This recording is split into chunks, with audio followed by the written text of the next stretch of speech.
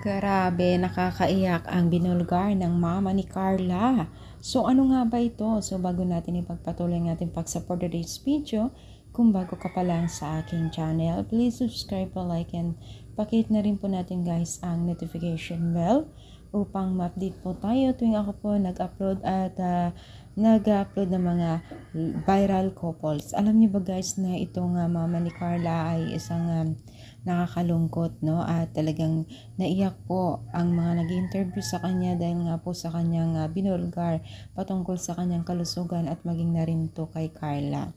So dito po no, aminado po ang mama ni Carla na itong kanyang nanay ay may lahi pala silang malubhang sakit, no.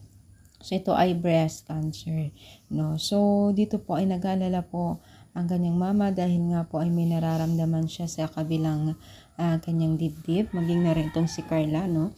So may dumating na nga daw sa punto na nahiya na siyang magsabi sa mga gamot o pambili ng gamot niya kay Carla, no. Pero itong si Carla ay muli siyang uminda sa kanyang nanay na pera lang daw yan. Pera lang yan mama, hindi yan, ang buhay ay hindi mapapalitan. So, ibig sabihin ay kahit maghirap itong si Carla na maghanap buhay, matustusan lamang po ng pangangailangan ng kanyang mama sa gamutan. Pero talagang mapapabilib talaga tayo kay Carla dahil hindi siya makasariling anak pagkus nananaig po ang kanyang pagmamahal at awa sa kanyang nanay. So talagang pinagpapala itong si Carla dahil nga po sa kanyang pinapakita at pinamamalas, no?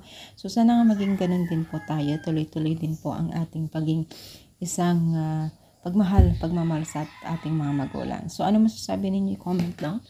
Palike po ang ating video. Thank you and God bless all.